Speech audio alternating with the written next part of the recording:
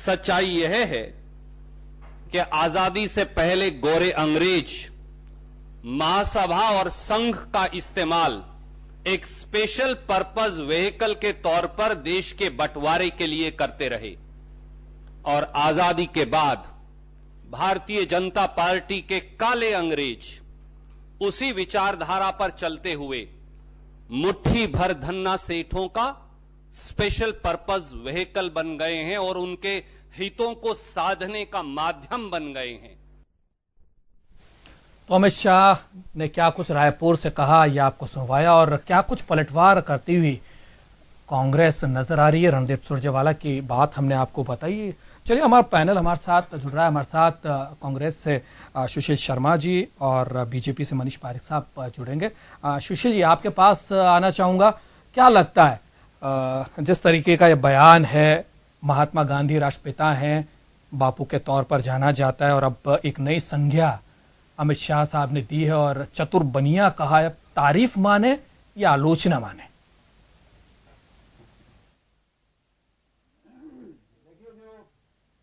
अमित शाह ने जो स्टेटमेंट दिया है, जो बात की है, उन्होंने पूरे जो है स्वतंत्रता आंदोलन को ही बदनाम कर दिया है। उनकी इस तरह की भाषा से ऐसा लगता है कि भारतीय जनता पार्टी का देश की आजादी के आंदोलन से कोई लेना देना नहीं रहा। इनका जो पूर्वज संगठन जनसंघ और हिंदू वाहिनी सेना जो थी, उसकी वजह से देश का बंटवारा हुआ और भारतीय जनता पार्टी के किसी भी नेता का देश की आजादी के आंदोलन को योगदान नहीं रहा और उसको इन्होंने चारित्रित किया अपनी बात कहकर के। महात्मा गांधी जो पूरे दुनिया के अंदर जिनको पूजा जाता है, जिनका हिंसा का आंदोलन, जिनके विचार पूरे दुनिया में आदर्श के रूप में माने जाते हैं, पूरा देश जो है उनको राष्ट्रपिता का दर्जा देता है, उनको सम्मान देता है। उनको भारत जो है हर पार्टी ने अपने ऑफिस में उनकी फोटो लगा रखी है और ऐसी स्थिति में इनका जो ये स्टेटमेंट है, जितनी इसकी निंदा की जाए उतनी ही कम है। ये अपने आप से अमित शाह की जो मानसिकता है, भारतीय जनता पार्टी के नेताओं की जो मानसिकता है, वो इससे उजागर हो रही है और इसे स्पष्ट है कि आज भी ये नया संविधान लिखने की बात कर रहे हैं और नया इतिहास लिखने की बात कर रहे हैं। इसके पीछे यही इनकी मानसिकता, दूषित कुषित मानसिकता है, जो ये स्पष्ट है अमित शाह के बयानों से कि ये क्या आगे देश को किस तरफ ले जाना चाहते हैं। आज पूरे देश में भय और चिंता का वातावरण है। किसान सड़कों पे है, बेरोजगार सड़कों पे है, निहत्थे किसानों पे गोलियां चलाई जा रही हैं और प्रधानमंत्री जहां अमेरिका में एक गोली चलती है तो तुरंत ट्वीट करते हैं और यहाँ 6 किसान 5 किसान मारे गए, उनके बारे में प्रधानमंत्री जी मौन है। जो चुनावी घोषणा पत्र है, उनको एक भी वादा उन्होंने पूरा नहीं किया किसानों के प्रति। 50% हम प्लस बोनस में देंगे। वो आज जो भी असंतोष है, वो सारा भारतीय जनता पार्टी की रीति और नीतियों और जो कार्यक्रम चल रहे हैं उनकी वजह से है। मूल समस्या किसानों की, उसको हल करने के बजाय कांग्रेस पे जो है ये ठीकरा फोड़ना चाह रहे हैं। कांग्रेस तो विपक्ष में है, जनता के साथ है, जनता की लड़ाई लड़ रही है, चाहे किसान हो, गरीब हो, बेरोजगार हो, महिलाएं हो, हर पीड़ित के साथ कांग्रेस खड़ी है। आप अपनी जिम्मेदारी को पूरा करने के बजाय, आप अपना घोषणा पत्र को लागू करने के बजाय, आप लोगों के माथे पे जो है अपनी समस्या को डाल रहे हैं, दोषारोपण कर रहे हैं। राहुल गांधी जी पीड़ित किसानों से मिलने गए, उनका आपने मिलने नहीं दिया, आपने उनको गिरफ्तार कर लिया और ये जो स्थिति आपकी बनी वो चिंताजनक बनी। वो जिम्मेदारी आपकी जो थी किसानों की, क्या लगता है क्या मुद्दों से भटकाने की कोशिश है? 6 महीने से माने इस बयान को हम कैसे लें? क्या ये जो ज्वलंत मुद्दे हैं उनसे भटकाने की कोशिश है? देखिए, जो जब से भाजपा की सरकार बनी है, जब उन्होंने उसमें जो बड़े बड़े वादे किए थे, 10 सरकार लाएंगे, 2.5 करोड़ 2 करोड़ लोगों को हर साल रोजगार देंगे, महंगाई पे नियंत्रण करेंगे, ऐसी कोई चीज नहीं जिसका इन्होंने वादा नहीं किया हो। और आज 3 साल गुजर गए, एक भी वादा पूरा नहीं है। कभी गाय का ले आते हैं मामला, कभी मंदिर का ले आते हैं, कभी ये इस तरह के वातावरण बनाने की कोशिश करते हैं कि जो मूल समस्या है उससे ध्यान हट जाए। कभी तो मोदी जी कुछ कहते हैं, कभी इनके मंत्री कुछ कहते हैं और खुद अमित शाह जो भारतीय जनता पार्टी के जो अध्यक्ष हैं, खुद ने इस तरह का बयान देकर के भाजपा का जो वास्तविक चेहरा है वो जनता के सामने ला दिया है। तो कुल मिला के स्थिति जो है वो शुचिता की बात लगातार एक उठ रही है और राजनीति में शुचिता होनी चाहिए, वो बहुत जरूरी है। और लगातार बयानबाजी की अगर गरिमा को देखें तो वो कहीं न कहीं उसका हास हुआ है। तो क्या लगता है कि दोनों तरफ से, क्योंकि दिग्विजय सिंह की भी अगर बात करें तो दिग्विजय सिंह जी भी इसी तरीके के कुछ बयान देते हैं और अब शुरुआत इधर भी हो गई, तो क्या लगता है कहीं न कहीं सुशील जी, लगता नहीं कि पार्टी पॉलिटिक्स से उठ के एक मर्यादा की जो राजनीति होनी चाहिए उस और कदम बढ़ाया जाना चाहिए? देखिए दुर्गेश जी, कभी भी दिग्विजय सिंह जी ने महात्मा गांधी राष्ट्रीय नेताओं के जो स्वतंत्रता सेनानियों के बारे में कभी ऐसी बात नहीं की। राजनीति में बयानबाजी होती है, पक्ष विपक्ष होता है, बातें रखी जाती हैं, बयान दिए जाते हैं, लेकिन हमारे सर्वोच्च नेता जो देश के रहे हैं, जिन्होंने सब कुछ जीवन अपना देश के लिए लगा दिया, परिवार उन्होंने देश के लिए लगा दिया, खुद को देश के लिए समर्पित कर दिया, देश की आजादी के आंदोलन में अपना सब न्यौछावर कर दिया, देश की आजादी को दिलाने में जिनका अग्रणी रोल रहा, जिनको सब राष्ट्रपिता का दर्जा देते हैं, राष्ट्रपिता मानते हैं, ऐसे लीडर के बारे में, ऐसे महात्मा के बारे में जिसको पूरे दुनिया, संयुक्त राष्ट्र संघ और पूरे दुनिया में जो आदर्श के रूप में माने जाते हैं, अहिंसा का जो उन्होंने जो सिद्धांत प्रतिपादित किया, देश के जो सब लोगों को साथ लेके चलने की बात की, देश को एक और अखंड रखने की बात की, ऐसे नेता के बारे में अमित शाह वही कह रहे हैं। कहने का लहजा शायद उनका थोड़ा सा गलत सा नजर आ रहा है, लेकिन कहने की बात उनकी यही है कि आजादी के जब ये सारा सब कुछ था, आजादी मिल गई, उसके बाद राष्ट्रपिता महात्मा गांधी ने ये बात कही कि अब कांग्रेस का जो काम था आजादी दिलाने का, आजादी भारत को मिल गई, अब ऐसे में अब कांग्रेस को विलय कर दिया जाना चाहिए, ये उनकी बात थी। उसी मंतव्य को उन्होंने अपनी भाषा में कहने की कोशिश करी और सियासत का जो मुद्दा है अब शायद वो इसीलिए बनता हुआ नजर आ रहा है। देखिए वो बात ये नहीं है, बात मंशा उनकी स्पष्ट है कि कांग्रेस में पंडित जवाहरलाल नेहरू हो, महात्मा गांधी हो या दूसरे नेता हो, सरदार पटेल हो, कभी उनकी मूर्ति बनाते हैं, कभी उनको उनके बारे में क्या कहते हैं, कभी क्या कहते हैं। तो ये तो भारत का जो इतिहास है, स्वतंत्रता आंदोलन का इतिहास है, वो भारतीय जनता पार्टी इनके पूर्वजों के लिए काला इतिहास है, इनका कोई योगदान नहीं रहा। अंग्रेजों से माफिया मांग मांग करके आते रहे, ये इनके जो वीर सेनानी बताते हैं वो लिखित माफिया मांगते रहे, अंग्रेजों की जासूसियां करते रहे, हिंदू मुस्लिम के झगड़ा देश में कराते रहे, देश का बंटवारा करने के लिए जिम्मेदार है, देश को ये मानते थे कि देश अभी गुलाम रहना चाहिए। ये महात्मा गांधी, सरदार पटेल, पंडित जवाहरलाल नेहरू, अंबेडकर, इन लोगों का योगदान रहा, और कांग्रेस के लोगों का स्वतंत्रता सेनानी आंदोलन लड़ा, उनका योगदान रहा, देश के नौजवानों का योगदान रहा, जिन्होंने बलिदान दिए, फांसियों पर चढ़ गए, सरदार भगत सिंह हो चाहे दूसरे हमारे युवा क्रांतिकारी हो। देश में भारतीय जनता पार्टी और इनके नेताओं का कोई रोल नहीं रहा सिवाय अंग्रेजों की जासूसी करने के बजाय। तो वो इस इतिहास को ही खत्म कर देना चाहते हैं, चाहे वो पाठ्य पुस्तकों से पंडित नेहरू के विषय हटाने की बात हो, उनके पाठ हटाने की बात हो, जो नया इतिहास लिखने की बात करें, नया इतिहास क्या लिखना चाहते हैं आप?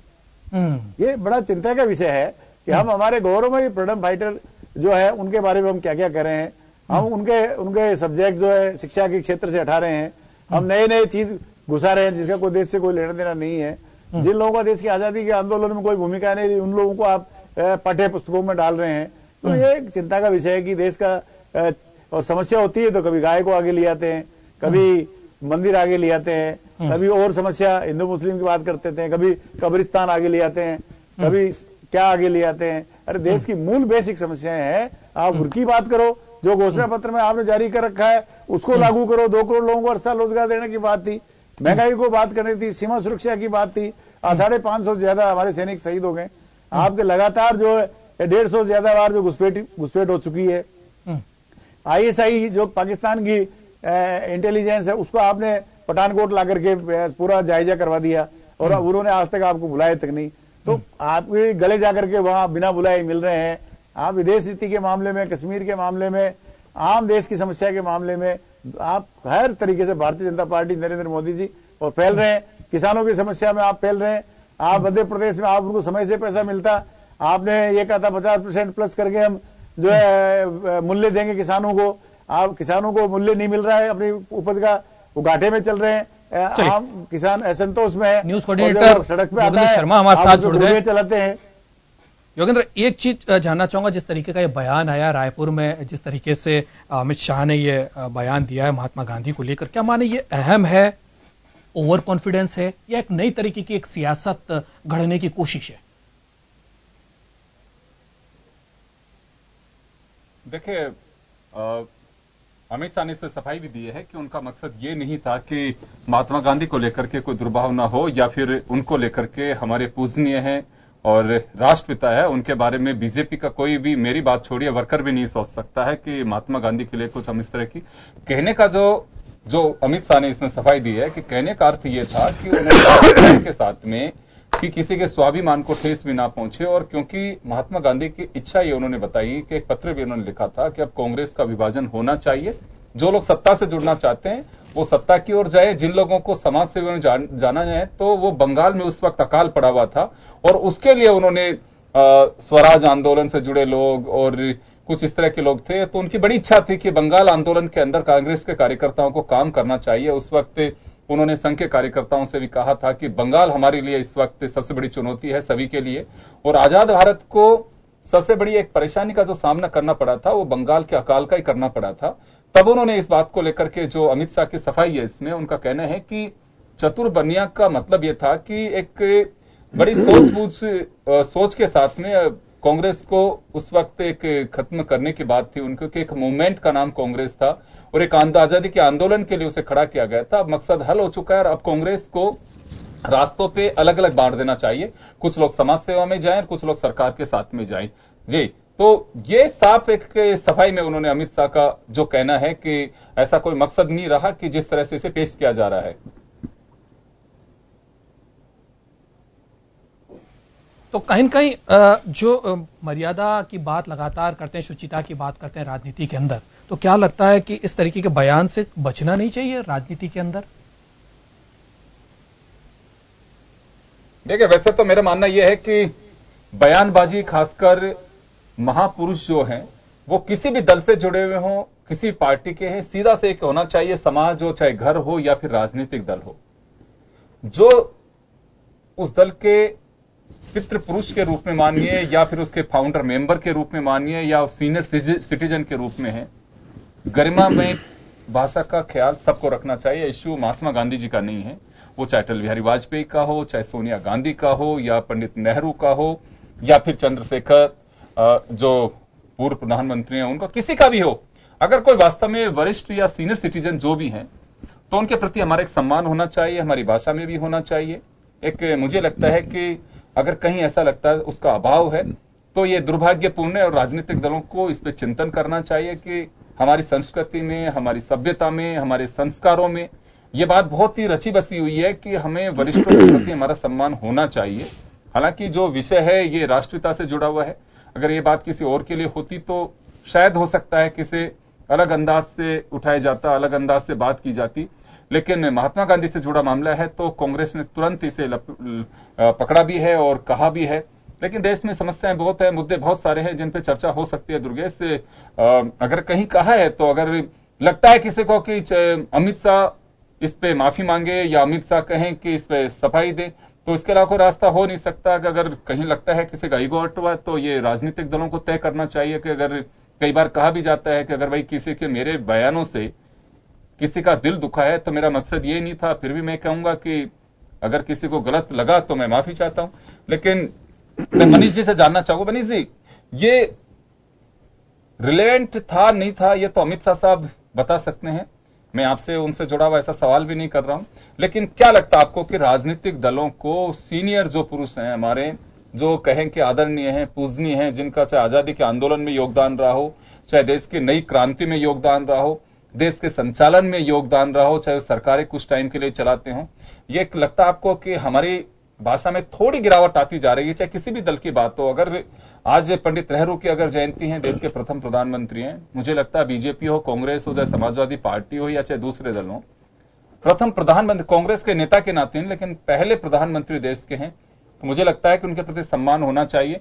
पिछले दिनों में इसी तरह की बात आई कि बीजेपी के नेता हैं वो कांग्रेस वालों के प्रति वो भावना नहीं रखते हैं, कांग्रेस के लोग हैं वो बीजेपी के नेताओं के प्रति वो भावना नहीं रखते। मुझे लगता है कि 1-1.5 दशक पहले तो ऐसी चीजें नहीं थी। नहीं, आपने देखा है कि माननीय शिवराज सिंह जी धरने पर बैठे हैं और इसलिए ही केवल कि कांग्रेस आंदोलन को भड़का रही है। आप देखिए कि कांग्रेस पार्टी का जो भी रवैया है, लेकिन किसानों को भड़काने के लिए मनीष जी वो हमारा काम कर रहे हैं, मुद्दा है, लेकिन रोजगारी नहीं दिया।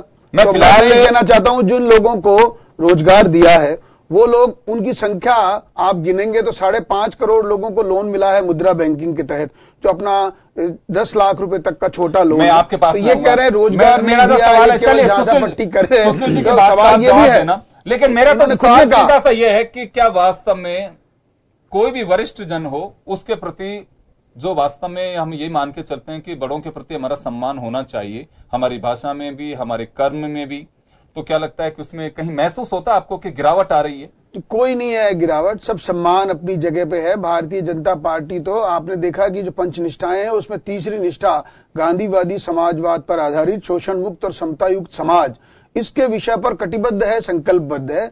और गांधीवादी जो विचारधारा है उसके आधार पर ही शोषण मुक्त होना चाहिए समाज, समता युक्त होना चाहिए, सर्वस्पर्शी कार्य होना चाहिए, और इसी आग्रह को लेकर काम कर रही है। पिछले 5 पंचनिष्ठाओं में से तीसरे नंबर की पंचनिष्ठा जिस पार्टी ने बना रखी है, आप कहेंगे कांग्रेस पार्टी ने तो ऐसी कोई भी निष्ठा नहीं बनाई है जो कि गांधी जी से जुड़ी हुई हो, लेकिन बीजेपी उसी सिद्धांत पे काम कर रही है। अभी मोदी फेस्ट के दौरान भी आपने देखा है योगेंद्र जी की हर मिनिस्टर, सेंट्रल का हो चाहे स्टेट का हो, वो मोदी फेस्ट के दौरान एक सामाजिक आधार पर दलित के घर भोजन करेगा। 750 से ज्यादा मेरा मानना है घर आप लोग करें, बहुत अच्छा काम कर रहे हैं। मेरा तो मानना है कि दलित के घर खाना मत खाइए ना। दलित तो ये बहुत ज्यादा उद्वेलित है कि हमारे यहाँ कोई खाना खाने के लिए आए।